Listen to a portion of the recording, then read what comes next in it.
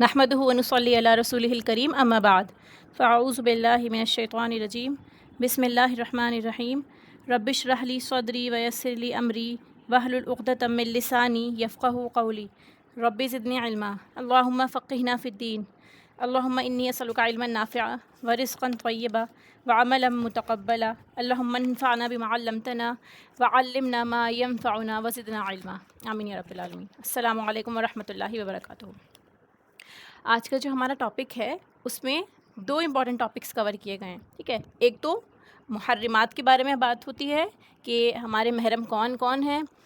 کن کن سے شادی جائز ہے اور کن کن سے آپ کو پردہ کرنا ضروری ہے، ٹھیک ہے۔ اور اس کے علاوہ ایک ٹاپک جو کنٹینیوٹی میں چل رہا تھا اس پیچھے والی آیات سے، اسی میں تھوڑا سا اور پارٹ رہ گیا تھا جس میں میرٹل ریلیشن شپ کے بارے میں بات ہو رہی ہے، ٹھیک ہے، کہ ایک اچھی خوشگوار ازدواجی زندگی کیسی ہونی چاہیے اور اللہ سبحانہ تعالیٰ نے ہم کو کیا احکامات دیے ہیں تاکہ ہماری میرٹل لائف بہتر طور سے گزر سکے، ٹھیک ہے۔ جو لاسٹ ہماری 18 تک آئی تھی، اب ہم آیت نمبر 19 سے سٹارٹ کریں گے انشاءاللہ۔ پہلے ہم ان کے روٹ ورڈز دیکھتے ہیں۔ یا ایھا الذین آمنو، اے لوگو جو ایمان لائے ہو، لا یحلو،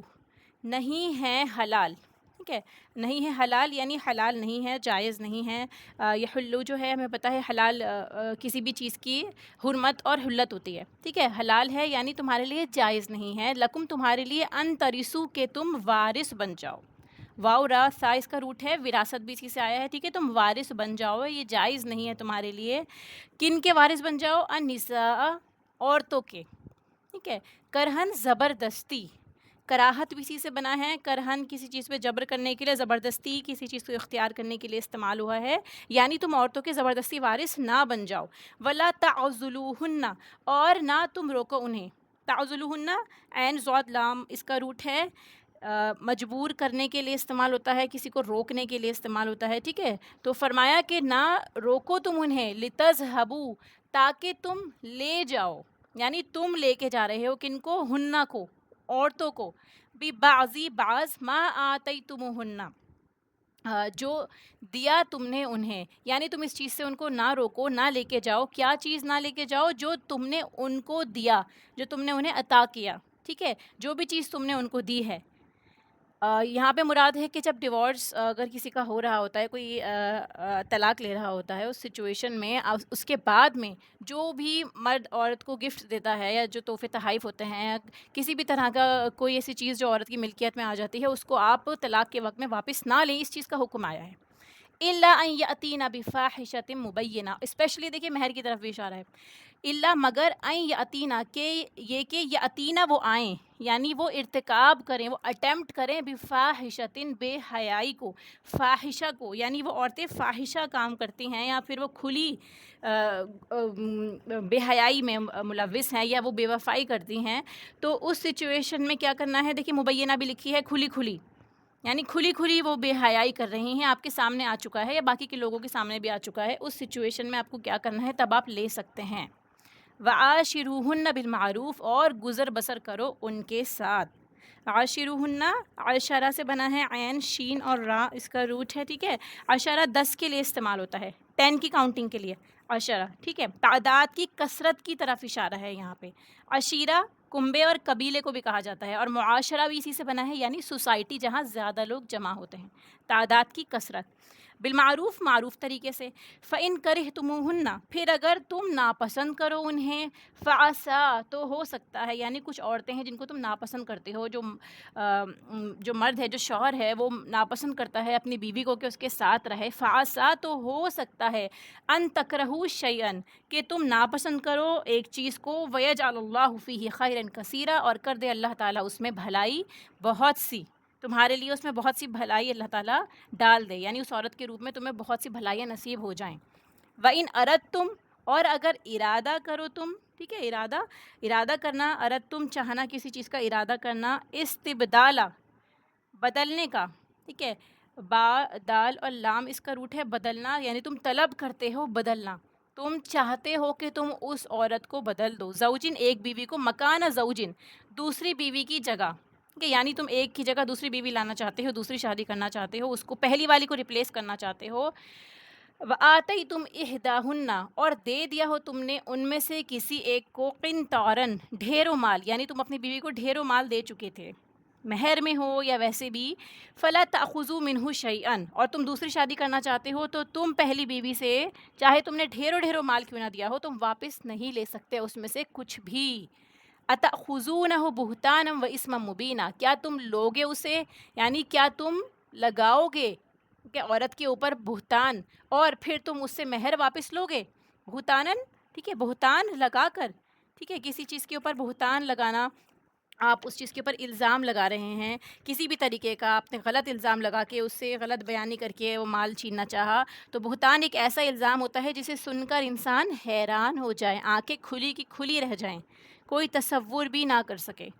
با ہا اور تا اس کا روٹ ہے، ٹھیک ہے، بہتان لگا کر، و اسمن مبینہ، اسم گناہ کو کہتے ہیں، اور مبینہ کھلم کھلا، کھلے گناہ کی طرف اشارہ ہے۔ وَكَيْفَ تَأْخُذُونَهُ، اور کس طرح تم لے سکتے ہو اسے، وقت افضا بعضکم الی بعض، حالانکہ تحقیق پہنچ چکا، کہ افضا وسیع جگہ کو کہتے ہیں، کسی کو اپنی دسترس میں لینا، ہے ٹھیک ہے، کسی کو اپنی دسترس میں لے لینا۔ اور اگر یہاں پہ جیسے دیکھیے اشارہ ہے کہ مرد اور عورت کا تنہائی میں ملنا، کہ دوسرے کے سامنے اپنے سارے بھید بے نقاب کر دینا، اصطلاحی طور پہ آپ دیکھیں گے کانٹیکسچوئل میننگ میں شوہر بیوی کے خاص تعلق کی طرف اشارہ ہے کہ تم ان سے تعلق بنا چکے ہو، ٹھیک ہے، وَأَخَذْنَا مِنْكُمْ مِيثَاقًا غَلِيظًا، اور وہ لے چکی تم سے عہد پختہ، غلیظ سخت اور شدید کے لیے استعمال ہوتا ہے، اور اصطلاحی معنی میں نکاح کے بعد وقت عہد کیا تھا تم نے کہ تم اچھی طرح سے اپنی بیویوں کو آباد کرو گے، اس کی طرف اشارہ ہے کہ تم ان سے عہد بھی لے چکے ہو، تم ان سے اکیلے میں ریلیشن بھی بنا چکے ہو، تو پھر کس طرح تم ان سے مہر واپس مانگ رہے ہو۔ ولا تنکیحوا، اور نہ تم نکاح کرو، کہ یہاں سے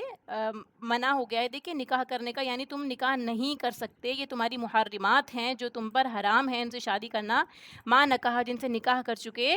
کون، آباؤکم من النساء، اس چیز کی طرف بھی اشارہ کیا گیا ہے آیت میں کہ جن سے تمہارے باپ عورتوں سے نکاح کر چکے ہوں، اور اگر باپ فوت ہو گئے ہوں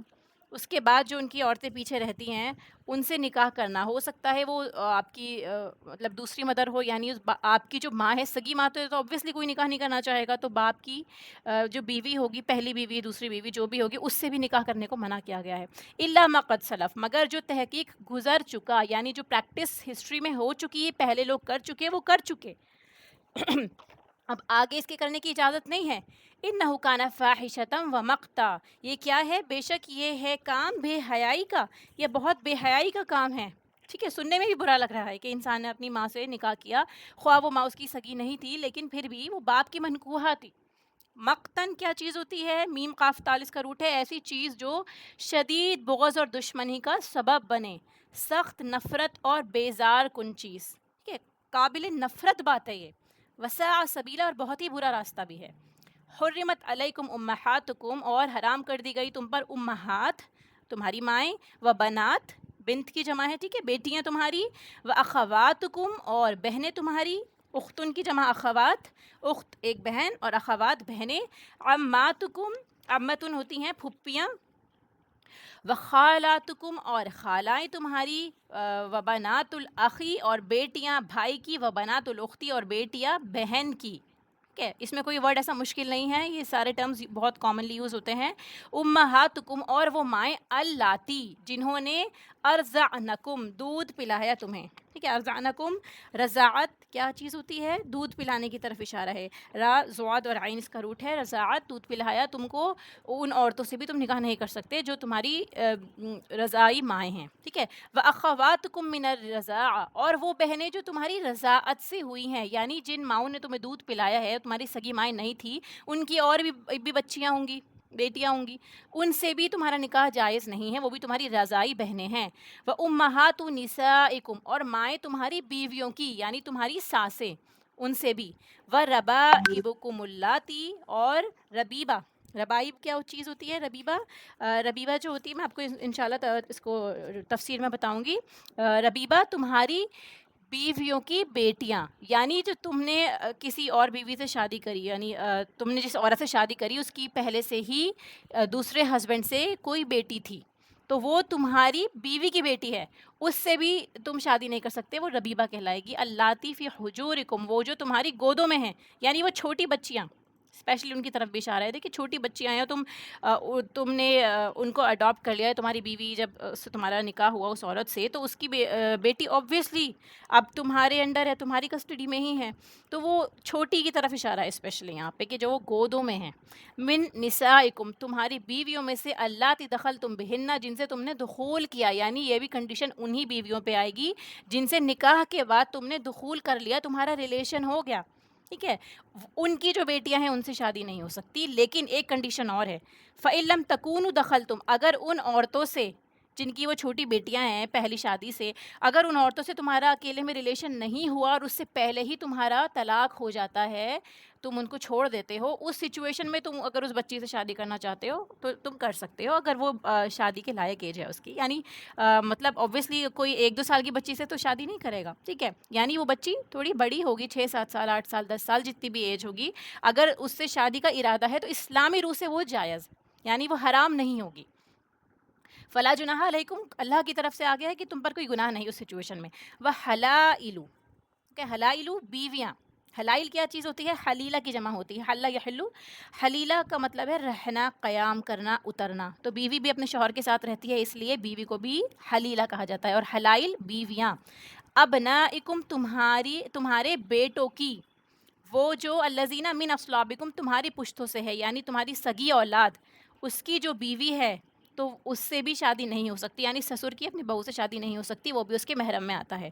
وَأَن تَجْمَعُوا بَيْنَ الْأُخْتَيْنِ، اور یہ کہ تم جمع کرو درمیان دو بہنوں کے، تم دو بہنوں کو ایک ساتھ اپنے نکاح میں نہیں لے سکتے، دو بہنیں ایک آدمی کے ساتھ نکاح میں نہیں آ سکتی، الا ما قد سلف، اور یہ دیکھیں یہ بار بار کیوں آ رہا ہے الا ما قد سلف، کیونکہ یہ ہوتا تھا، یہ پریکٹس بہت کامن تھی اس معاشرے میں، تو اللہ تعالیٰ نے اسی لیے اپنے احکامات اتارے انسان کی بہتری کے لیے، بہت سارے بایولوجیکل ریزنس ہوتے ہیں اور اس کے علاوہ فیمیلیل ریزنس ہوتے ہیں، جن کی وجہ سے اللہ تعالیٰ نے یہ محرماتی کیٹیگری آپ کے سامنے رکھ دی، جو ہو چکا وہ ہو چکا، اب آگے آپ کو اس کو روکنا ہے۔ ان اللہ کان غفور الرحیم، بے شک اللہ تعالیٰ ہے بہت بخشنے والا اور نہایت رحم کرنے والا۔ ایک سرسری طور پہ ہم نے اس آیت کو سمجھ لیا ہے انشاءاللہ، بس اس کی تفسیر دیکھیے، ترجمہ والا قرآن آپ کے پاس ہو تو ان کو اوپن کر لیجئے تاکہ سمجھنے میں آسانی ہو۔ یا ایھا الذین آمنوا لا یحل لکم ان ترثوا النساء کرہا، اللہ تعالیٰ فرماتا ہے کہ اے ایمان والو، اے لوگو جو ایمان لائے ہو، نہیں ہے حلال تمہارے لیے، یعنی یہ جائز ہی نہیں کہ تم وارث بن جاؤ۔ وارث کا بنتا ہے انسان، دیکھیے کسی کے مرنے کے بعد ہی وارث بنتا ہے نا، یعنی جو مرد جن کی جو فوت ہو گئے ہیں مرد، اس کے بعد جو عورتیں بچی ہیں تم ان کے وارث نہیں بن سکتے، مالک نہیں بن سکتے زبردستی، ٹھیک ہے، کرہن زبردستی نہیں بن سکتے۔ جس طرح تم میت کے چھوڑے ہوئے مال کے مالک بن جاتے ہو، وہ تمہاری وراثت میں آ جاتا ہے اور اس کو تم اپنی مرضی سے استعمال کرتے ہو، جہاں چاہے لگا دیا، انویسٹ کر دیا، سامان تک گھر کا گھر میں استعمال کر لیا، یہ تمہارے لیے جائز نہیں کہ مرنے والے کی بیوی کے بھی تم مالک بن بیٹھو، یعنی جو ہسبینڈ کے جو بھائی وغیرہ جو لوگ ہوتے ہیں یا اس کے مرد حضرات جو ہوتے ہیں خاندان کے، تو اگر وہ اس طرح کریں کہ یہ عورت جو ہے ہماری بھائی کی، ہمارے بھتیجے کی، جس کی بھی ہے، اب باقی کا مال وراثت میں بٹا ہے، تو اب اس عورت کو بھی ہم وراثت سمجھ کے اپنا مال کے میں اپنا حصہ لے لیں گے اس میں بھی، ٹھیک ہے، یعنی آپ اس کو وراثت کا مال نہ سمجھو، اس پر اپنا اختیار نہ جتاؤ، ٹھیک ہے۔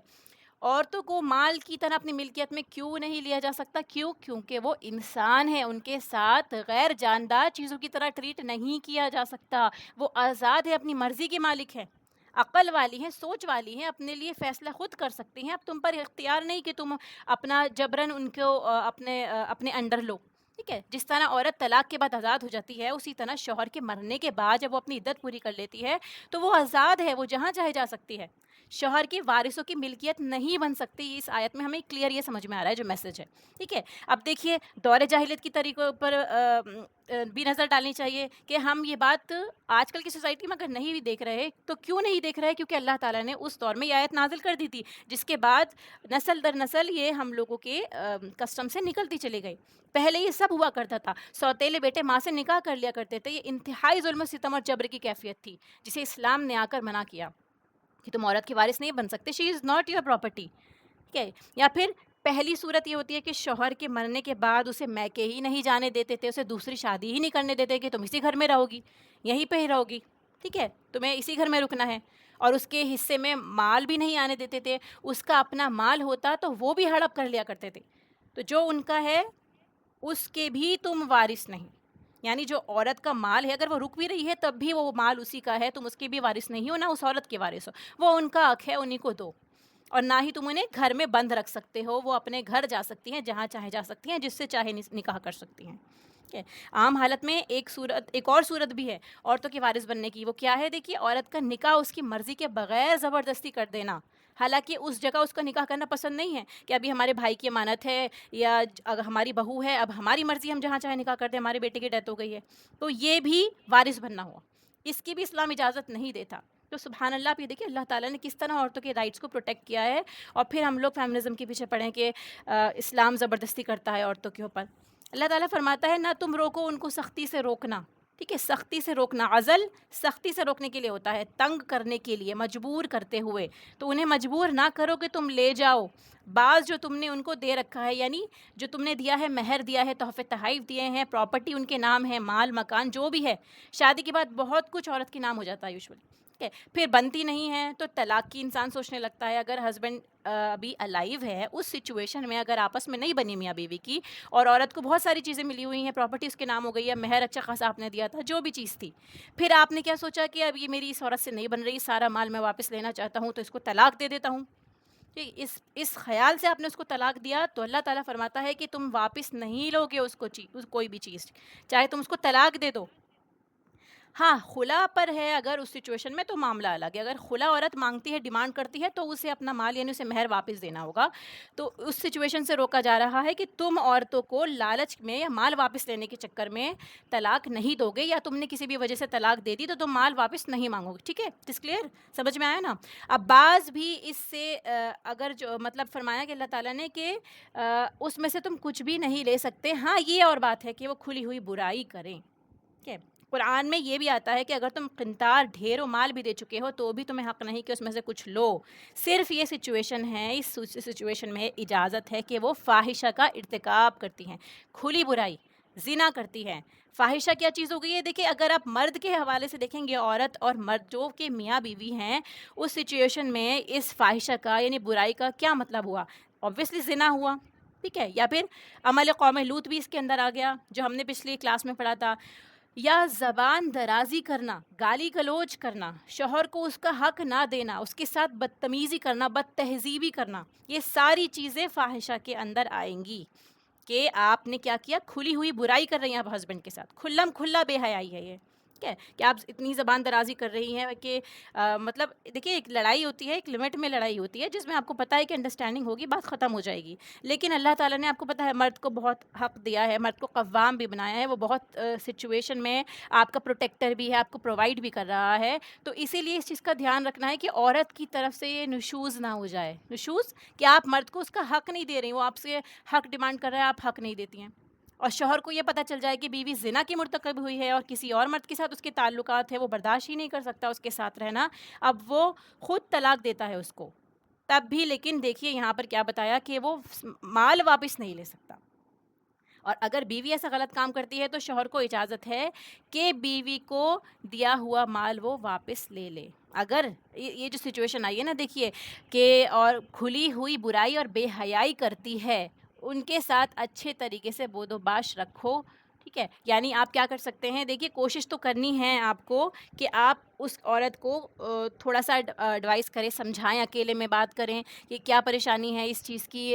کیا ایسی کمی تھی کہ تم نے اس طرح کا اٹیمپٹ کیا، اسٹیپ لیا، تو آپ بات چیت کریں گے، ٹھیک ہے، مل جل کر رہنے کی کوشش کریں گے، اگر وہ تائب ہوتی ہے تو، اگر عورت جو ہے وہ اپنی غلطی کو مان رہی ہے اور اگر وہ آپ کے ساتھ بھی رہنا چاہتی ہے تو اللہ تعالیٰ فرماتا ہے کہ تم رہ سکتے ہو ان کے ساتھ، مل جل کر رہو ان کے ساتھ میں، ٹھیک ہے۔ ابھی یہاں پہ بتایا جا رہا ہے، دیکھیے کہ آدمی کو کہا جا رہا ہے کہ تمہیں مل جل کر رہنے کی کوشش کرنی ہے، کہ شوہر اور بیوی کا تعلق اجنبی والا نہیں ہونا چاہیے، ان میں ایک ریلیشن ہونا چاہیے، آپس میں کمیونیکیشن ہونا چاہیے. تو یوزولی اگر عورت برائی کا ارتکاب کر رہی ہے تو آپ دیکھیں گے نا کہ انلیس کوئی اور معاملہ ہو پہلے سے، لیکن یوزولی عورتیں ایسا نہیں کرتی ہیں، کیونکہ اگر وہ ہسبینڈ کے ساتھ میں ہے، ان کا نکاح ہو گیا ہے، تو اسلام جو ہے شوہر کو یہ پابندی دیتا ہے کہ تم اس کے نان نفقے کا خیال کرو، اس کو پرووائڈ کرو، اس کو ساری چیزیں دو. ٹھیک ہے. عقدۃ النکاح بھی مرد کے ہاتھ میں ہی ہے. تو اسی لیے یہاں پر بتایا جا رہا ہے کہ مردوں سے خطاب کر کو کہا جا رہا ہے کہ عورتوں کے ساتھ آپ اچھا سلوک کرو تاکہ آگے نوبت ہی نہ آئے گناہ اٹمپٹ کرنے کی. حسن سلوک سے معاملہ کرو، آپ کو پہل کرنی ہے. ٹھیک ہے. اگر کوئی بات ایسی ہو جاتی ہے کہ آپ کو عورت میں پسند نہیں ہے، تب بھی آپ اس کو نظر انداز کرو، اسے پیار سے سمجھا دو. ٹھیک ہے. ایک دم گالی گلوچ کرنا آپ کی طرف سے بھی، یا ہاتھ اٹھانا ہو گیا، یا اسے انسلٹ کرنا، اس چیز سے بھی بچایا گیا ہے کہ آپ کو حسن معاملہ کرنا ہے. چھوٹی چھوٹی باتوں پہ ناراضگیاں کر لینا، آپ ایک چھت کے نیچے رہتے ہیں اور پھر ایک ساتھ میں رہنا ہے صبح شام، اس وقت میں اگر آپ لڑ کے رہیں گے تو گھر کا ماحول کیسا ہوگا، بچوں پہ کیا اثر پڑے گا اس چیز کا. تو یہ معاشرت اذیت کا سبب بنتی ہے معاشرت میں. اسی لیے اس چیز سے بھی منع کیا گیا ہے، اور اسپیشلی مردوں کو خطاب کر کے کہا گیا ہے کہ اگر تم کو وہ پسند نہیں ہے، کوئی ناپسندیدہ عادت تم ان کے اندر دیکھتے ہو، تو بھی کوشش کرو کہ آپ ان کے ساتھ نبھاؤ، کیونکہ یہ رشتہ ہنسی مذاق کا نہیں ہے. کہ انلیس بہت بڑی کوئی بے حیائی ہوئی ہے، فاحشہ ہوا ہے، اس سچویشن میں بات الگ ہے. اس میں بھی آپ آگے دیکھیں گے نا کہ اللہ تعالیٰ نے طلاق کی اجازت دی ہے، اور الگ الگ کنڈیشنز دی ہیں کہ مرد اذیت دے سکتا ہے، یعنی اس کو ہلکی مار مار سکتا ہے، یا پھر اس کے علاوہ گھر والوں کو اکٹھا کر سکتا ہے، بستر الگ کر سکتا ہے. یہ سب آگے انشاءاللہ ہم قرآن میں پڑھیں گے کہ یہ باقی کی سچویشنز ہیں. لیکن پہلے جو ابھی بیسک تھوڑی بہت نا اتفاقیاں ہو جاتی ہیں، اس سچویشن میں کیا کرنا چاہیے. ٹھیک ہے. ایسا جب ہی ہوتا ہے کہ انسان طلاق دینے کی سوچتا ہے کہ جب بیوی اس کے دل سے بالکل اتر جاتی ہے، اسے اس کی کوئی بات عادت اچھی ہی نہیں لگتی. اس پر بھی کہا جا رہا ہے کہ صبر سے کام لو، کہ اگر تم ان سے کراہت بھی کرتے ہو، تمہیں اچھی نہیں لگتی، تو بھی یہ نہ کرو کہ ان کو کک آؤٹ کر دو گھر سے. یہ ظلم و ستم کی ایک صورت ہے. ٹھیک ہے. یا پھر ان کے ساتھ مار پیٹ کرو. اللہ تعالیٰ فرماتا ہے کہ ہو سکتا ہے تم ایک چیز کو ناپسند کرو اور ڈال دے اللہ اسی کے اندر بہت زیادہ بھلائی. اسی کے اندر ہو سکتا ہے اس کو ہدایت مل جائے، ہو سکتا ہے وہ واپس یو ٹرن کر لے، ہو سکتا ہے وہ رجوع کر لے آپ کی طرف. کہ اس بیوی سے دنیا آخرت کے کئی فائدے حاصل ہو سکتے ہیں. لہٰذا تصویر کا صرف ایک رخ نہ دیکھو، ہو سکتا ہے اس سے ایک ایسی اولاد ہو جو آپ کے لیے بہترین صدقہ جاریہ بن جائے. کیونکہ عموماً جذباتی شادیاں جو ہوتی ہیں وہ کچھ وقت کے بعد ختم ہو جاتی ہیں. پھر انسان ایک دوسرے میں جو محبت ہوتی ہے وہ کم ہو جاتی ہے، عیب نکالنے لگتا ہے، ایک دوسرے کو کوتاہی نظر سے دیکھنے لگتا ہے، ایک دوسرے کو بلیم کرنے لگ جاتے ہیں کہ تم پہلے تو اس طرح تھے، اب اس طرح رہ رہے ہو، فلاں فلاں جو بھی آپ دیکھیں گے نا نا اتفاقی کے ریزنس ہوتے ہیں. تو اس سچویشن میں چاہے مرضی کی شادی ہو یا چاہے جذباتی والی شادی ہو، یا جیسے آپ نے ارینج میرج لو میرج کچھ بھی سمجھے، اس سچویشن میں آپ کو کیا کرنا ہے، دونوں میں آپ کو نبھانے کے لیے کہا جا رہا ہے کہ موقع دیکھ کر، ٹھیک ہے، صبر کے ساتھ آپ کو کرنا ہے فیصلہ، ایک دم سے جذباتی ہو کر نہیں لینا. کیوں اس چیز کے لیے کہا گیا ہے؟ کیونکہ اللہ تعالیٰ فرماتا ہے اس نکاح کے بارے میں، شادی کی حیثیت اللہ کے نزدیک کیا ہے، کہ اللہ کی نشانیوں میں سے یہ بات ہے کہ اس نے تمہارے لیے تمہارے نفسوں میں سے جوڑے پیدا کیے تاکہ تم ان میں سکون پاؤ، لتسکنوا الیہا. ٹھیک ہے. اور تمہارے درمیان مودت اور رحمت رکھی. وجعل بینکم مودۃ ورحمہ. مودت کیا چیز ہوتی ہے؟ دیکھیے، جذباتی محبت جو انسان فیل کرتا ہے، اور رحمت جو ہوتی ہے وہ بنا جذبات کے بھی جو آپ کسی پہ شفقت کرتے ہیں، کسی کے ساتھ جو آپ مرسی کرتے ہیں، رحم کرتے ہیں، وہ رحمت میں آتی ہے. مودت کے اندر آپ کی فیلنگز بھی جڑی ہوئی ہوتی ہیں، محبت کے احساس ہوتے ہیں. تو ایک دوسرے کے لیے انسان کو کیئرنگ کرنا چاہیے. اللہ تعالیٰ فرماتا ہے ان فی ذلک لآیات لقوم یتفکرون. obviously یہ سائنس ہے ان لوگوں کے لیے جو سمجھتے ہیں، غور و فکر کرتے ہیں. پھر اس کے بعد جب ذمہ داریاں بڑھتی ہیں تو مودت کم ہو جاتی ہے. یعنی آپ یہ دیکھیں گے نا کہ جیسے ہی رسپانسبلٹیز بڑھتی ہیں، گھر کی رسپانسبلٹیز ہو، سسرال کی ہو، باہر کی ہو، کام کی ہو، بہت الگ الگ فیسز آتے ہیں انسان کی لائف میں. تکلیف آتی ہے، بیماری ہوتی ہے، ٹھیک ہے، اپس اینڈ ڈاؤنز ہوتے ہیں، فائنینشیل کرائسس ہو جاتے ہیں. تو کیا ہوتا ہے اس سچویشن میں؟ سب سے زیادہ جو ایفیکٹ ہوتا ہے ساتھ رہنے والے لوگوں پر ہوتا ہے، میاں بیوی کے رشتے پر ہوتا ہے. اس سچویشن میں آپ لوگ ایک ساتھ کیسے رہتے ہیں وہ بہت امپورٹنٹ میٹر کرتا ہے. کہ عموماً انسان کی اپنی مرضی پوری نہیں ہوتی تو وہ الجھنے لگتا ہے. وہ بیوی سے کچھ اور ایکسپیکٹ کر رہا ہوتا ہے اور وہ کچھ اور، دونوں ایکسپیکٹیشن پہ پورے نہیں اترتے. تو اس سچویشن میں تعلقات خراب ہونے لگتے ہیں، ایک دوسرے کو بلیم کرنے لگتا ہے انسان۔ اللہ تعالیٰ یہاں پہ ہمیں یہ سمجھانا چاہ رہا ہے کہ صبر کرو۔ دیکھیے یہ اس آیت کی تفسیر ہے کہ اللہ تعالیٰ کیوں فرما رہا ہے کہ صبر کرو۔ جو تم ایک چیز ناپسند کرتے ہو سکتا ہے اللہ اس میں رحمت اور بھلائی ڈال دے، کیونکہ یہ جو سچویشن ہے ہر گھر میں کہیں نہ کہیں ہمیں دیکھنے کو ملتی ہے کسی بھی فیس میں، ٹھیک ہے، میرٹل ریلیشن شپ میں، کہ یہ اپس اینڈ ڈاؤنس ہوتے ہیں، نا اتفاقی ہوتی ہے، لیکن صبر کا دامن دونوں میں سے کسی کو بھی نہیں چھوڑنا، فوراً کٹ آف نہیں کرنا، اور مرد جو ہوتا ہے جذباتی حالت میں آ کے فوراً طلاق نہ دے دے، کیونکہ شادی دو مختلف لوگوں کو اکٹھا ہونے کا نام ہے، مختلف جنس، دیکھیں دونوں کے سیکس ڈیفرنٹ ہوتے ہیں، مختلف گھرانے، ٹھیک ہے، پھر الگ الگ جگہ پہ الگ الگ علاقے ہوتے ہیں، ان دونوں کا اکٹھا ہو کر ایک سفر اختیار کرنا ایک بہت مشکل کام ہے۔ دو لوگ الگ مینٹالٹی کے ایک ساتھ رہ کے ایک سفر پہ چل رہے ہیں، دن رات ایک ساتھ میں رہنا ہے، ان کو الگ الگ دونوں کی چوائسیز ہو سکتی ہیں، پسند ہو سکتی ہے، اسی لیے ان کو خیال رکھنا ہے ایک دوسرے کا۔ یہ حل بتایا جا رہا ہے کہ آپ کو پیشنس کے ساتھ کام کرنا ہے، خیال رکھنا ہے، ٹھیک ہے۔ اور اس کے علاوہ خیر کے مختلف طریقے کیا ہو سکتے ہیں جو اللہ تعالیٰ اس رشتے میں نکال سکتا ہے، کہ بعض اوقات باہمی لڑائیوں کے بعد محبت زیادہ ہو جاتی ہے، ٹھیک ہے، جب انسان کو پتہ چلتا ہے کہ میری غلطی تھی اور سامنے والے نے آواز نہیں اٹھائی، بدتمیزی نہیں کری، تو اسے اور محبت ہو جاتی ہے اس سچویشن کے بعد، کہ انسان اپنی غلطیوں سے بہت کچھ سیکھتا ہے، انسان میچیور بہت جلدی ہوتا ہے، ٹھیک ہے، کیونکہ انسان تنہا زندگی نہیں گزار سکتا، اسے معلوم ہے کہ میرا ایک ساتھی ہے۔ چیلنجز دیکھنے کے بعد ہی ہم بہتر طور پہ لائف کو سمجھ سکتے ہیں۔ مثال کے طور پر آپ دیکھیں کہ جو نئے نئے ڈرائیورز ہوتے ہیں، شروع میں جب وہ گاڑی چلانا شروع کرتے ہیں تو وہ ان سے نہیں سنبھلتی، یا پھر جو چھوٹا بچہ ہوتا ہے جب وہ چلنا شروع کرتا ہے تو وہ گرتا ہے پھر اٹھتا ہے، ٹھیک ہے، ایک دم نارمل چال نہیں چل سکتے وہ بچے جو ہوتے ہیں۔ اسی طرح سے جو آپ کی لائف میں سچویشنز ہیں، اگر پریشانیاں آ رہی ہیں تو ایڈجسٹمنٹ اور صبر سے کام لینا ہے آپ کو۔ یہاں پہ ہمیں یہ سکھایا جا رہا ہے کہ انسانی تعلقات میں کامیابی کا راز ایڈجسٹمنٹ ہے، اور یہ چیز ٹائم لیتی ہے،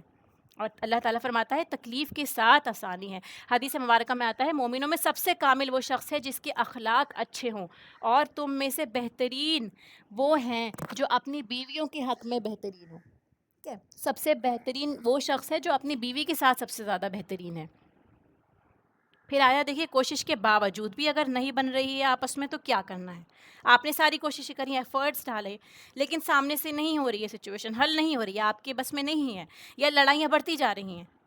کہ تو اس سچویشن میں کیا فرمایا، دیکھیے کوشش کے باوجود بھی نہیں ہو رہا، معاملہ درست نہیں ہو رہا، آپس میں نباہ نہیں ہو رہا، تو پھر آپ باہر سے مدد لیں گے، دونوں کی فیملیز کو اکٹھا کریں گے، کوشش کریں گے کہ آپ فوراً طلاق نہ بولیں، بلکہ ایک نمائندہ لڑکی والا ایک نمائندہ لڑکے والا دونوں کی طرف سے بیٹھ کے آپس میں بات ہوگی، حالات کا جائزہ لیا جائے گا اور حل پیش کیا جائے گا، ٹھیک ہے۔ کوئی بھی تھرڈ پارٹی ہو سکتی ہے جو درمیان میں صلح کرانے کا کام کرے، ایڈجسٹ کرائے، فوراً لاسٹ میں طلاق کے سٹیپ پہ نہیں جانا۔ تو یہاں سے ہمیں کیا پتہ چلتا ہے، آخری سولوشن کی بھی 3 فارمز ہیں اس ریلیشن میں۔ پہلے آپ کو صبر کی تلقین دی گئی، اگر آپ کو لگتا ہے صبر کرتے ہیں بہترین طریقے سے آپ نبھا سکتے ہیں، یا پھر اپنا سوچنے کا نظریہ چینج کر سکتے ہیں، تو آپ صبر کریں۔ پھر آپ حکم کو بٹھائیں، یعنی ایک پارٹی سے ممبر بیٹھے گا، دوسرا دوسری پارٹی سے، اور لاسٹ میں پھر یہ ہے کہ اگر کچھ بھی نہیں ہو رہا تو پھر آپ طلاق لے سکتے ہیں۔ وَإِنْ أَرَدْتُمُ اسْتِبْدَالَ زَوْجٍ مَّكَانَ زَوْجٍ، فرمایا کہ اگر تم ایک بیوی کی جگہ دوسری بیوی کرنا ہی چاہو، اگر نہیں بن رہی کوشش کے باوجود تم نے ارادہ کر لیا کہ بیوی دوسری لے کر آنی ہے، ایک سے جان چھڑا کر دوسری کی طرف جانے کے لیے عموماً یہ حربے اپنائے جاتے ہیں کہ پہلے کی برائیاں بھی نکالی جاتی ہیں، ٹھیک ہے، یہ بھی ہوتا ہے۔ دیکھیے ضروری نہیں ہے کہ ساری غلطی ہو ہی، کبھی کبھار ایسا ہوتا ہے کہ انسان جان چھڑانے کے لیے بھی بہت سارے ایپ ڈال دیتا ہے کہ یہ اس طرح سے میرا خیال نہیں رکھا جا رہا ہے، کوئی بھی ایسا ریزن، ایک دوسرے پہ الزام تراشی کرنا، گندگی اڑانا، اس چیز کو منع کیا گیا ہے، ٹھیک ہے۔ اور اس کے علاوہ جب تم دے چکے ہو ان میں سے کسی ایک کو قنطار، ڈھیروں مال، خزانے کا خزانہ تم دے چکے ہو، اسپیشلی یہاں پہ مرد کی طرف اشارہ ہے، ایک قنطار کیا ہوتا ہے، 1000 مسکال کے برابر ہوتا ہے، مراد کیا ہے، من و مال دے چکے ہو، یعنی ڈھیروں سونا دے چکے ہو۔ فار ایگزامپل دیکھیے جتنا گائے کی کھال میں بھر جائے، ایک روایت میں آتا ہے اتنا سونا جتنا ایک گائے کی کھال میں بھر جائے، اتنا بھی آپ نے ان کو سونا دے دیا، مہر میں دے دیا، اس میں سے بھی آپ کچھ بھی واپس نہیں لے سکتے۔ تو یہ کیا ہے، عورتوں کے حقوق کی پروٹیکشن ہے کہ اگر طلاق ہو جاتی ہے تو اس کے بعد عورت کے پاس جو مال ہے آپ اسے واپس نہیں لے سکتے۔ اللہ تعالیٰ فرماتا ہے کہ کیا تم اس کو بہتان لگا کر لوگے کھلے گناہ کے ساتھ، یعنی ایک ہی صورت میں مال لینے کی اجازت ہے کہ جب بیوی زنا کی مرتکب ہو یا پھر جب اسے مجبور کیا جا رہا ہو کہ تم خلا لے لو. ٹھیک ہے، کہ تم خلا لے لو، ساتھ میں نہیں رہنا عورت کو، اور خود بھی آپ طلاق نہیں دے رہے، اب عورت کو کہا جا رہا ہے کہ تم خلا لو، میں تمہیں طلاق نہیں دوں گا، کیونکہ طلاق اگر آپ دیتے ہیں تو آپ مال نہیں لے سکتے، لیکن اگر بیوی خلا ڈیمانڈ کرتی ہے تو اس سچویشن میں مال واپس آ جائے گا. تو اس طرح سے اس کو پریشان کرنا، بہتان لگانا، یہ سب بھی گناہ کے کام ہیں. ٹھیک ہے، تو اس چیز سے بھی منع کیا گیا ہے کہ تم کیسے لے لو گے، کہ تم کیسے کر سکتے ہو. پھر آیا ہے وَكَيْفَ تَأْخُذُونَهُ وَقَدْ أَفْضَى بَعْضُكُمْ إِلَىٰ بَعْضٍ. بار بار مردوں کو یاد دلایا جا رہا ہے یا دونوں کو یاد دلایا جا رہا ہے کہ تم ایک دوسرے سے دیکھو فائدہ اٹھا چکے ہو، نا اتفاقی کی ضرورت نہیں ہے. پھر سے روکا جا رہا ہے، جب مرد اور عورت تنہائی میں ملتے ہیں تو اس سچویشن میں پورا مہر واجب ہو جاتا ہے، خواہ جسمانی تعلق ہو یا نہ ہو. تو جب تم ایک دوسرے سے متمتع ہو چکے ہو، فائدہ اٹھا چکے ہو، تو کچھ گنجائش نہیں رہتی کہ آپ کچھ بھی تم اس میں سے واپس لو. ٹھیک ہے، میں نے ابھی بتایا تھا آپ کو افضا کا مطلب یہ ہے کہ خاص تعلق کی طرف اشارہ ہے، یا پھر آپ تنہائی میں اکیلے بھی ہو چکے ہیں.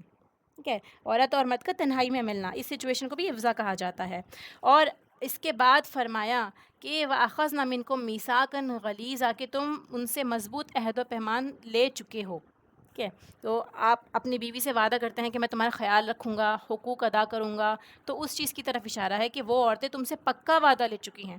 کہ تم ان کے نان نفقے کا بھی خیال رکھو گے، بیماری کے موقع پر ان کی تکلیف اور تمام تر ضروریات کو پورا کرو گے، جتنے بھی معاہدے انسان کرتا ہے. ٹھیک ہے، وہ سب کی طرف یہاں پہ اشارہ ہے کہ تم ان سے معاہدہ کر چکے ہو اور مل چکے ہو، تو پھر تم مال کیوں واپس مانگ رہے ہو. ایک انسانیت پہ بھی تو کوئی چیز ہوتی ہے، یہ تو لاجک سے بھی باہر جا رہا ہے. ٹھیک ہے، تم نے سارا فائدہ اٹھا لیا ان کے ساتھ میں، ان کو ایموشنلی بھی آپ نے اتنا ڈسٹرب کر دیا ہے، اور پھر آپ ان سے اب مال بھی واپس مانگ رہے ہیں. تو یہ دس از ناٹ کریکٹ، یہ کریکٹ وے نہیں ہے. ٹھیک ہے، کہ تم کیسے لے سکتے ہو. یہ اللہ تعالیٰ کی طرف سے دیکھیے آیات کا خوبصورت انداز کہ تم کس طرح ایسا کام کر سکتے ہو، اپنی عقل بھی تو لگاؤ. پھر اس کے علاوہ جتنے بھی معاہدے ہیں انسان کے، خواہ وہ حکومتی سطح پر ہو یا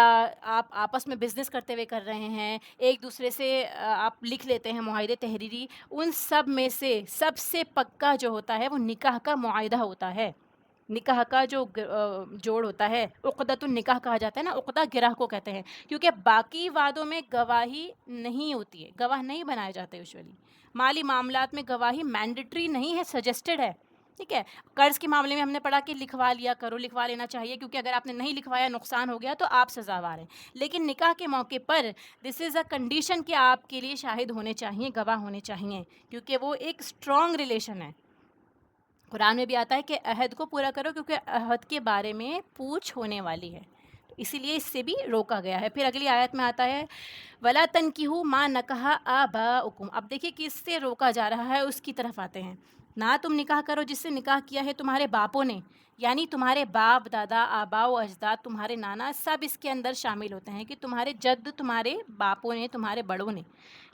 جن عورتوں سے نکاح کیا ہے، اب وہ عورتیں تم پر حرام ہیں، مگر جو ہو چکا ہو چکا، آئندہ کے لیے خیال رکھو.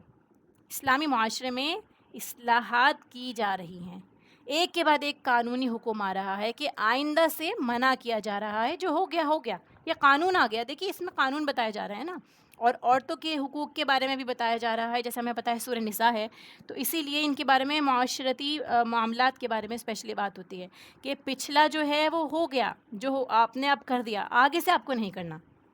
کہ جو بھی شخص ایک مثبت اور اچھی زندگی بسر کرنا چاہتا ہے، اس کے لیے حکم ہے کہ وہ آج کی اور مستقبل کی فکر کرے، آئندہ جو کرنا ہے اس کو اس میں غلطی نہ کرے، ماضی کو دوبارہ کھول کے نہ بیٹھے. ٹھیک ہے، نہ دوسروں کے ماضی کو، نہ اپنے ماضی کو. اگر آپ اس میں کریکشن کر سکتے ہیں جس سے آپ کا آج بہتر ہو سکتا ہے تو بالکل کریں، رجوع کریں اللہ کی طرف، توبہ کریں. اس کے علاوہ اگر غلط کام کیا تھا تو اس کو روک دیں، لیکن بار بار ماضی کو نہ دہرائیں، ماضی کو نہ کھولیں، کیونکہ اللہ تعالیٰ فرماتا ہے کہ وہ فاحشہ کام تھا، سخت ناپسندیدہ، بغض والا کام تھا. بیزار کن، اپنی سوتیلی ماں سے یا بڑے جتنے بھی ہوں گے جیسے نانی وغیرہ ہو گئے ہیں، کوئی بھی ہے، ان سے شادی کر لینا. اب اس کے پیچھے کیا واقعہ ہے دیکھیے، اسلامک ہسٹری میں پایا جاتا ہے. اس سے پہلے یعنی ان آیات سے پہلے یا دور جاہلیت میں کیا ہوا کرتا تھا کہ لوگ اپنے باپ کی منکوحہ سے شادی کر لیا کرتے تھے. حسن بن ابی قیس نے اپنے باپ کی بیوی سے شادی کی تھی، اس کا نام قبیشہ بنت معان تھا. اب ایسے ہی سفیان بن امیہ کے بارے میں آتا ہے کہ وہ بھی انہوں نے بھی اس طرح سے شادی کی تھی فاختہ بنت اسود سے، ٹھیک ہے، وہ بھی ان کے مطلب ان کے باپوں کی بیویاں لگتی تھی، اور پہلے زمانے میں آپ کو پتہ ہی ہے کہ ایک ایک آدمی کتنی کتنی عورتوں سے شادی کر لیا کرتا تھا۔ اب اگر وہ فوت ہو گیا ہے تو اور آپ کے اور بھی بچے ہیں اور ان بچوں سے کوئی ریلیشن بنتا ہے آپ سے، تو آپ یہ سوچ کے کہ وہ صرف سگی ماں ہے، باقی آپ کسی سے بھی شادی کر سکتے ہیں، اس چیز سے منع کیا گیا ہے، ٹھیک ہے۔ تو یہ نکاح کرنا زنا سے بھی بدترین ہے۔ زنا میں صرف فاحشہ کا لفظ آیا ہے، یہاں پہ دیکھیے، یہاں پہ فاحشن و مقتا بھی آیا ہے ساتھ میں، ٹھیک ہے۔ مقتا میں نے آپ کو بتایا نہایت سخت نفرت والی، بغض والی چیز جو دشمنی کا سبب بنتی ہے، ٹھیک ہے۔ اور پھر اگر کوئی عورت راضی نہ ہوتی تو جبر بھی کر لیا کرتے تھے، راضی ہوتی تو نکاح کر لیتے تھے اور راضی نہیں ہوتی تو جبرن شادی کر لیا کرتے تھے۔ تو اس آیت نے آ کر اس کو بھی ختم کر دیا۔ تو پچھلی آیت سے ذہن تیار کیا گیا کہ باپ کی بیوہ سے شادی نہیں کرنا، اب آپ دیکھیے کس کس سے نہیں کرنی، اس کی طرف اشارہ ہے۔ اب ایک دم ہی کلیئر آیت آتی ہے، آج کی ہماری آخری آیت ہے، اس میں محرمات کے بارے میں ذکر ہے، ٹھیک ہے۔ 23, 24, 25 یہ تینوں آیات ہیں، لیکن اس پارے کے حساب سے یہ جو ہماری پہلی آیت ہے یہ بھی کافی ڈیٹیل میں ہے، اس لیے بہت زیادہ نہیں لیا جائے گا، انشاءاللہ اس کی کنٹینیوشن نیکسٹ کلاس میں رہے گی۔ اس آیت کو پہلے اچھے سے سمجھ لیں، حرمت علیکم امہاتکم، حرام کر دی گئی ہیں تم پر، امہات دیکھیے ایک ایک کر کے سمجھیے گا، تمہاری مائیں۔ اب اس کے اندر جو مائیں آ رہی ہیں وہ آپ صرف اپنی ریئل امی کو امیجن نہیں کریے، اپنی مدر کو، اس کے اندر سگی مائیں، سوتیلی مائیں، ماں کی مائیں، باپ کی مائیں، جس پر بھی ماں کا ادراک ہو جائے وہ ساری عورتیں اس کے اندر شامل ہیں، یعنی جو رشتے کے ساتھ میں، یعنی کہ آپ نے اپنی منہ بولی ماں بنا رکھا ہے کسی کو، اس سچویشن میں نہیں ہوگا، ٹھیک ہے۔ تو ان لوگوں سے، ان ماؤں سے شادی آپ کی حرام ہے۔ اور ہم نے پڑھا ہے نا، دیکھیے ایک عورت ہوتی ہے، اگر اس کی شادی پہلے کسی مرد سے ہوتی ہے پھر بعد میں کسی اور مرد سے ہو جاتی ہے اس کی وفات کے بعد، تو ان کے بھی جو بچے ہیں آپس میں، ان کی ماں تو دیکھیے کامن ہے، ٹھیک ہے۔ دوسرے والی کے لیے اگر مرد کی ڈیتھ ہو جاتی، نہیں، اگر مرد دوسری عورت سے شادی کر لیتا ہے تو اس سچویشن میں جو بچوں کی مائیں ہیں وہ الگ الگ ہو جاتی ہیں، تو وہ بھی سوتیلی ماں ہوگی آپ کی، جو سگی ماں نہیں تھی وہ سوتیلی ماں ہے، ان سے منع ہے۔ امہات جو ہے کی جمع ہوتی ہے، اور اس کے اندر ساری مائیں آ گئی ہیں۔ پھر اس کے بعد تمہاری بیٹیاں، ٹھیک ہے، تمہاری بیٹیاں بھی اس میں آتی ہیں، بیٹیاں سگی بیٹی ہوتی ہے، یا پھر آپ کی بیٹے کی بیٹی ہوتی ہے، ٹھیک ہے، یا آپ کے بیٹے کی بیٹی ہے، اولاد کی جو بھی آپ کی اولاد ہے اس کی بیٹی، آپ کی سگی بیٹی، یا پھر وہ بیٹی جو آپ کی زنا سے ہوئی ہے، بنت الزنا بھی اس میں آتی ہے، یعنی آپ نے حرام طریقے سے یہ فعل کا ارتکاب کیا، اس کے بعد آپ کی اس سے ایک اولاد ہوتی ہے، ایک بیٹی ہوتی ہے، اس سے بھی آپ نکاح نہیں کر سکتے، بنت الزنا سے بھی۔ پھر بیوی کی بیٹی جو کہ ربیبہ کی کیٹیگری میں آتی ہے، جو میں نے آپ کو بتایا کہ پہلے شوہر سے جو بیوی کی بیٹی ہے وہ بھی اس میں آتی ہے، یہ اس میں تمہاری ساری بیٹیاں آ گئیں۔ پھر آتی ہیں تمہاری بہنیں، سگی بہنیں، سوتیلی بہنیں، اخیافی والی یعنی جن کی مائیں سیم ہوتی ہیں، اور علاتی جن کا باپ ایک ہوتا ہے، یہ ساری بہنیں جو ہم پڑھ چکے ہیں، اخیافی اور علاتی پچھلے لیکچر میں، وہ ساری بہنیں جو ہوتی ہیں آپ کی، وہ آپ کے اوپر حرام ہیں۔ پھر تمہاری پھپھیاں، سگی سوتیلی یا باپ کی جو بھی بہنیں ہیں وہ سب اس میں آ گئیں۔ پھر تمہاری خالائیں آ گئیں، خالائیں ماں کی بہنیں، ٹھیک ہے، سگی ہوں یا سوتیلی ہوں، دونوں ہیں، اس لیے بتایا جا رہا ہے۔ دیکھیے صرف ہم سگی پر یہ ہمارا ذہن آ کے رک جاتا ہے، ہو سکتا ہے کہ کچھ جگہ میں ایسا ہوتا ہے نا کہ دوسری شادی ہوتی ہے یا عورت کی دوسری شادی ہو جاتی ہے، دو شادیاں ہوتی ہیں ایک آدمی کی، اس سچویشن میں آپ یہ دیکھیں گے نا کہ جو بھی آپ کی سگی اور سوتیلی خالائیں ہیں، پھپھیاں ہیں، بہنیں ہیں، ان سب سے بھی آپ کی شادی نہیں ہو سکتی۔ پھر بھائی کی بیٹیاں، بھتیجیاں بھی اس میں آتے ہیں، سگی اور سوتیلی، ٹھیک ہے، بھائی کی بیٹی یعنی بھتیجی، جو بھائی کی اپنی بیوی سے ہوں یا اس بیوی کے دوسرے شوہر سے ہوں، یعنی اس جو آپ کی بھائی کی بیوی ہے اس کی اپنی، یا پھر اس آپ کے بھائی کی جو بیوی تھی اس سے پہلے شوہر سے جو بچیاں تھیں وہ بھی آپ کی بھتیجی ہو جائیں گی، اس سچویشن میں بھی آپ شادی نہیں کر سکتے۔ پھر آ گئی ہیں بہن کی بیٹیاں، یعنی ہماری بھانجیاں، سیم جیسے ابھی بھائی کا بتایا ایسے ہی بہن کا ہے۔ تو اگر آپ اس کو سمرائز کریں گے، اگر اس کو بہتر طریقے سے سمجھنا چاہیں گے، دیکھیے آپ کے سامنے یہ چارٹ موجود ہے، اس کو بھی آپ لے سکتے ہیں، سیو کر سکتے ہیں، کہ یہ جہاں جہاں پہ آپ یہ دیکھیں گے نا، یہ سائن بنا ہوا ہے ایک ریڈ والا سرکل کے اندر، یہ ہوتا ہے کہ آپ یہاں پہ سٹاپ کر جائیں، ان سے شادی نہیں ہے، یعنی ان سے پردہ کرنا ہے آپ کو، ان سے آپ کا شرعی پردہ ہے، ٹھیک ہے۔ اگر آپ دیکھیں گے نا یہاں پہ آنٹی کے ہسبینڈ ہو گئے، یعنی آپ کی پھپھی کے ہسبینڈ آپ کے پھپھا ہو گئے، ایسے ہی آپ کی خالہ کے ہسبینڈ آپ کے خالو ہو گئے، ان سے بھی آپ کا پردہ ہے. پھر ان کے بچوں سے تو ہے ہی، کزن سے تو آپ کا پردہ ہوگا ہی. پھر ایسے دیکھیے سسٹر کے ہسبینڈ سے، آپ کے جیجو ہیں، ان سے آپ کا پردہ ہے. یا پھر آپ دیکھیں گے ہسبینڈ کے جو بھائی ہوتے ہیں، جو آپ کے نند، آپ کے دیور اور جیٹھ ہوتے ہیں، ان سے بھی آپ کا پردہ ہے. یہ ساری جو آپ کے سامنے چارٹ ہے، ان سب سے آپ کا پردہ ہے. اور اس کے علاوہ باقی سب آپ کے محرمات کے اندر آ جاتے ہیں. تو محرمات جو ہوتے ہیں، حرمت کے 3 اسباب پائے جاتے ہیں. سب سے پہلے نسب سے، یعنی اگر ہم اس کو آرام سے سمجھنے کی کوشش کریں ایزی لینگویج میں، تو جو نسب سے محرمات آتی ہیں اس میں مائیں، بیٹیاں، بہنیں، پھپھیاں، خالائیں، بھتیجی، بھانجی، یعنی ہمارا رشتہ ہے، خونی رشتہ ہے نسب کا. یہ سب اس کے اندر آتی ہیں، مائیں، بیٹیاں، بہنیں، پھپھیاں، خالائیں، بھتیجی اور بھانجی. پھر آتا ہے رضاعت کے ساتھ میں، یعنی یہی رشتے اگر رضائی طور پر ہیں، ٹھیک ہے، رضاعت سے ہوتے ہیں، تو یہ بھی آپ کے اوپر سیم رشتے آپ کی رضائی ماں کی طرف سے، یعنی رضائی مائیں، بیٹیاں، بہنیں، پھپھیاں، خالائیں، بھتیجیاں، بھانجیاں، وہ بھی آپ کے اوپر حرام ہیں جو رضاعت سے ثابت ہو جاتی ہیں، جو آپ کی دودھ شریک ہو جاتی ہیں. پھر تیسرا آتا ہے مساحرات سے. ٹھیک ہے، مساحرات کیا چیز ہوتی ہے؟ سسرالی رشتے. ٹھیک ہے، سسرالی رشتے ان کی طرف سے بھی جو ہے آپ کو سسرالی رشتوں میں کون کون آئے گا، اس کو آپ بھی آیت میں آگے سمجھیں گے. دیکھیے آگے آتا ہے یہاں پر کہ تمہاری بیویوں کی مائیں، یعنی تمہاری ساس قیامت تک کے لیے حرام ہو گئی ہیں. خواہ صرف نکاح ہوا ہے اور رخصتی بھی نہیں ہوئی ہے، لیکن آپ کا نکاح ہو چکا ہے، تو اس عورت کی ماں آپ کے اوپر حرام ہے. نکاح ختم بھی ہو گیا، اب یہ لڑکا اس لڑکی کی ماں سے نکاح نہیں کر سکتا، وہ بھی اس کی ماں کی کیٹیگری میں چلی گئی. ساس جو ہوتی ہے وہ ابدی محرم ہے، ماں کے حکم میں آ جاتی ہے وہ، لیکن منہ بولی مائیں اس حکم میں نہیں آتی. صرف ماں، ساس اور رضائی ماں اس حکم میں آئے گی. ٹھیک ہے، اور تمہاری ربیبائیں. ربیباں کون ہوتی ہے؟ ربائبکم اللاتی فی الرضاعہ، یعنی وہ جو پرورش کردہ لڑکیاں جو تمہاری گود میں ہیں، یعنی بیوی کی بیٹی جو کسی دوسرے شوہر سے تھی. اگر صرف خالی نکاح ہوا تھا اور اس عورت سے طلاق ہو گئی، تو پھر اس لڑکی سے آپ شادی کر سکتے ہیں، جیسے آیت کا اگلا حصہ آ رہا ہے، رخصت ہے اس سچویشن میں. لیکن اگر آپ نے اس سے ریلیشن بنا لیا اس عورت سے، تو وہ جو بیٹی ہے اس کی، اب وہ بھی آپ کے اوپر حرام ہو جاتی ہے، تمہاری وہ حفاظت میں آ جاتی ہیں. اب تم ان کے فادر فگر بن چکے ہو. ٹھیک ہے، حجور جو ہے حجر کی جمع ہوتی ہے، اس کا مطلب کیا ہوتا ہے؟ گود، یعنی وہ تمہاری گود میں ہے. پھر دیکھیے تمہاری بیویوں میں سے جن سے تمہارا جسمانی تعلق ہو چکا ہے، پھر اگر تم ان سے جسمانی تعلق نہیں کرتے تو کوئی گناہ نہیں تم پر، جیسے میں نے ابھی آپ کو بتایا. پھر اگلی بات بتائی جا رہی ہے، اور تمہاری بیویاں، تمہاری بیٹوں کی بیویاں یعنی بہویں، وہ جو تمہاری اپنی پشت سے ہوں، یعنی سگے بیٹے کی بیوی، بس منہ بولے بیٹے کی بیوی اس میں نہیں آتی. کہ حضور پاک صلی اللہ علیہ وسلم کا آپ جانتے ہیں نا، ان کے جو منہ بولے بیٹے تھے حضرت زید، ان کی بیوی حضرت زینب جو پہلے امہات المومنین میں سے ہیں، حضرت زینب، وہ پہلے ان کے منہ بولے بیٹے کی نکاح میں تھیں. ٹھیک ہے، پھر اس کے بعد جاہلیت کی اس رسم کو توڑا گیا. جب ان دونوں کی طلاق ہوا تو اللہ تعالیٰ کی طرف سے رسول اللہ صلی اللہ علیہ وسلم کے پاس حضرت زینب سے نکاح کا پیغام آیا، یعنی آپ کو ان سے نکاح کرنا تھا. تو یہ رسم توڑی گئی جاہلیت کی، کیونکہ عربوں کے یہاں منہ بولا بیٹے کو بھی بیٹا مانا جاتا تھا. تو اس چیز کو ایب مانا جاتا کہ بیٹے کی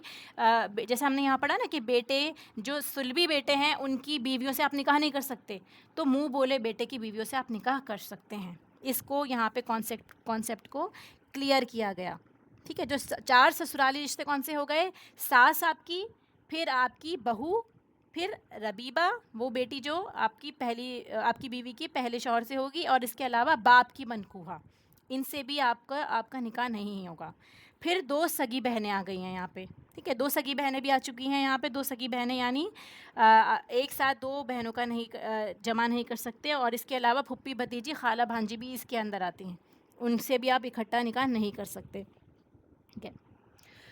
پھر اللہ تعالیٰ فرماتا ہے کہ جو گزر چکا وہ گزر چکا، یقیناً اللہ تعالیٰ بخشنے والا اور مہربان ہے. تو یہاں پہ پوری ایکسٹینڈڈ فیملی کی ہمارے سامنے فگر آ جاتی ہے، ایکسپلینیشن کہ اللہ تعالیٰ نے کن کن سے نکاح کرنے کے لیے منع کیا ہے. ان کے علاوہ جو عورتیں حرام ہیں وہ 2 بہنوں کے بارے میں بتایا گیا، یعنی سالی سے نکاح کرنا بھی حرام ہے جب تک ایک بہن آپ کے نکاح میں موجود ہے. ٹھیک ہے، ابن حبان کی روایت میں آتا ہے کہ اگر تم نے ایسا کیا تو رشتوں کو کاٹا، یہ قطع رحمی میں چلا جائے گا.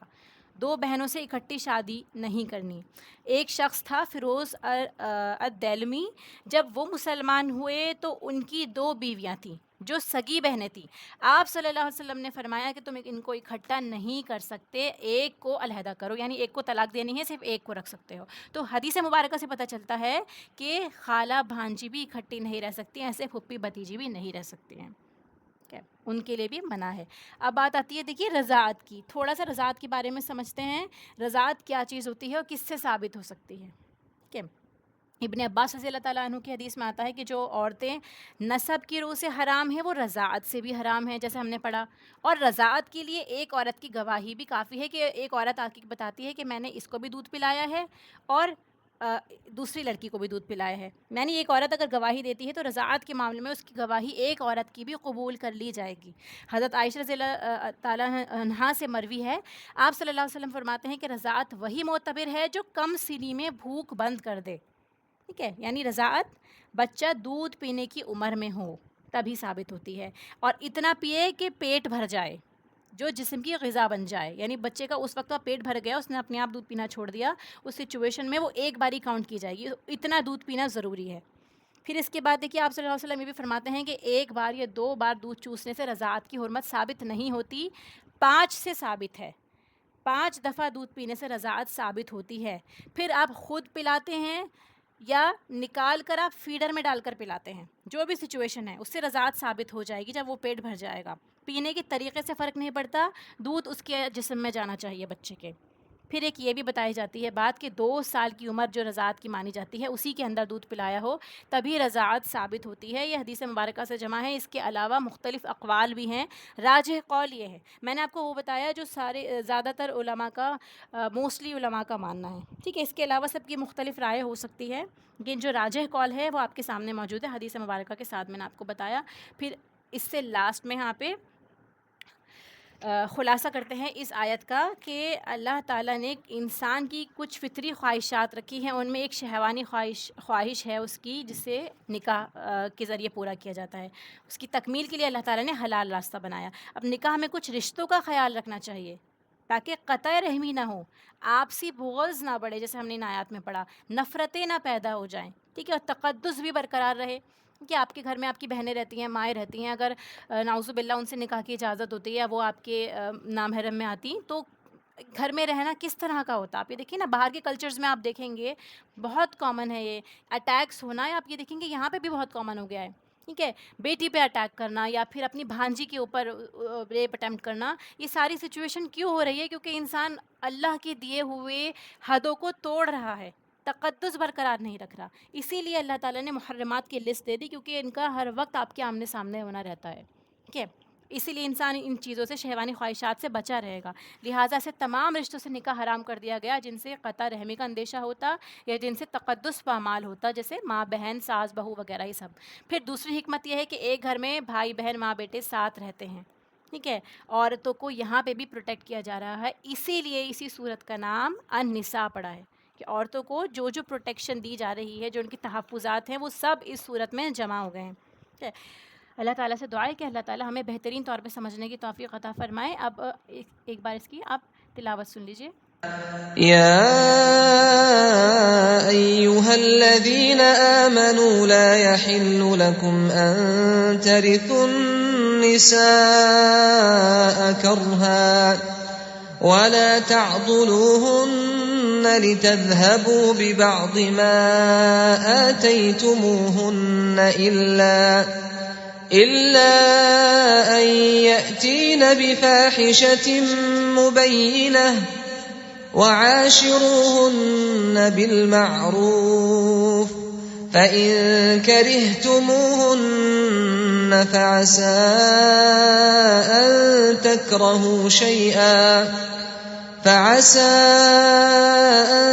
تكرهوا شيئا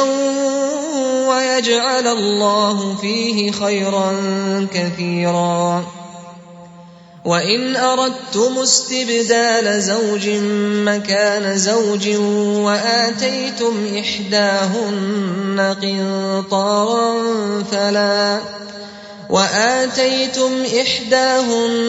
قِنطَارًا فلا تأخذوا منه شيئا أتأخذونه بهتانا وإثما مبينا وكيف تأخذونه وقد أفضى بعضكم إلى بعض وأخذن منكم ميثاقا غليظا ولا تنكحوا ما نكح آباؤكم من النساء إلا ما قد سلف إنه كان فاحشة ومقتا وساء سبيلا حرمت عليكم أمهاتكم وبناتكم وأخواتكم وعماتكم وخالاتكم وبنات الأخ وبنات الأخت وأمهاتكم اللاتي أرضعنكم وأخواتكم من الرضاعة وأمهات نسائكم وربائبكم اللاتي في حجوركم من نسائكم اللاتي دخلتم بهن فإن لم تكونوا دخلتم بهن فلا جناح عليكم وحلائل أبنائكم الذين من أصلابكم وأن